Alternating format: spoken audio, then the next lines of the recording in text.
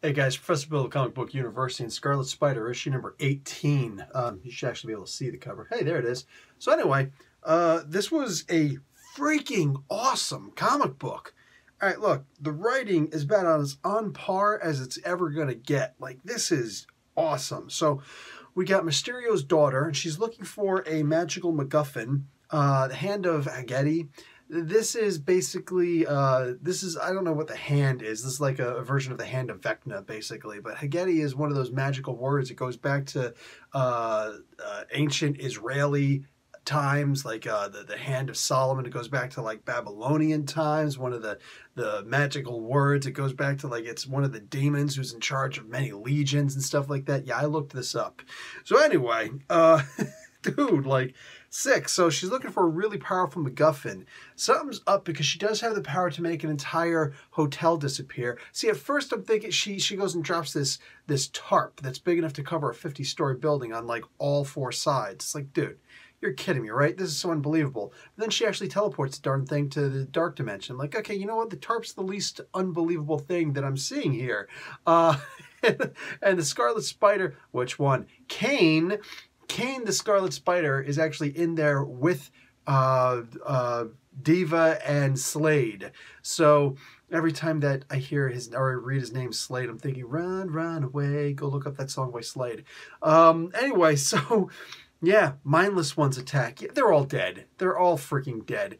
Kane, for the most part, he has got this new voice. Okay, when I read Kane in this issue, it's very unlike all the previous issues of this comic, the other 17 issues that I read of Kane, because he sounds a lot more, not just confident, but a lot more cocky, which I think is good. I think that's a really good, like when I read it before, I'd always get the, I'm gonna kick your butt. I'd always get like this growl in my head, like, forget the Batman voice, like just actual guttural.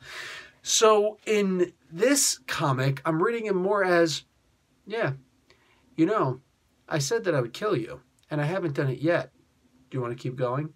He would, like, that's the way that I understand him talking from the words that I'm seeing and the positioning of the words. Like, it feels like he's a lot more cocky than before. Now, as long as Peter David doesn't show him, like, actually getting jocked out at one point by somebody bigger than him, then I'm okay with this. I dig the voice. He should be cocky. I'm for crying out loud.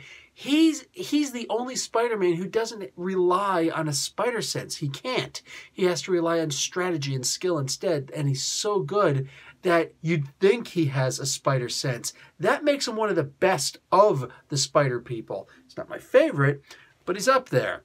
Like I said, I'm going to need to see a Mark of Kane pretty soon. Anyway, so I want to say Peter, but it's actually Ben Reilly with his messed up eye.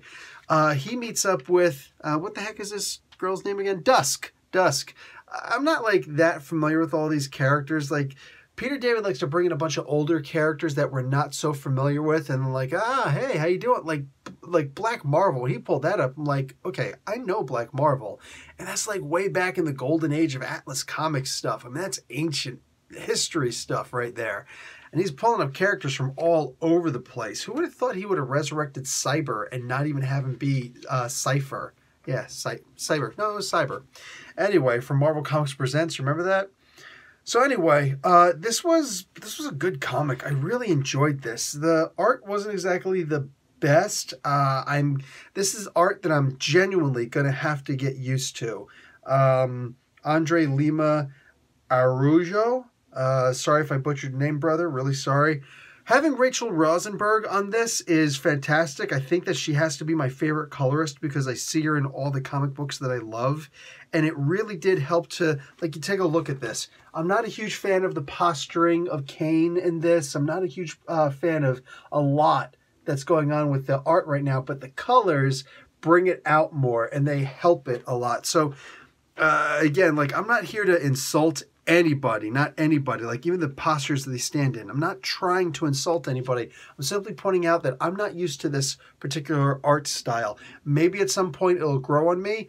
I leave nothing out at this point because I have said that I didn't like art before, that I turn around and next time I see it, it's like, whoa, I'm in love with this art. And I kind of feel dumb for speaking faster than I'm thinking. You understand what I'm saying? So I'm just going to let it be what it is, that I'm not overly fond of it right now, and we're going to see if maybe it'll grow on me. But I don't want a whole lot to change about this comic book right now. Like, there's very little about this comic book that I can imagine changing for the better. It's a fantastic comic book. This should, it's my opinion personally, if you are a Spider fan, this should probably be on your pull list. Real talk. I'm going to give this comic book an A-.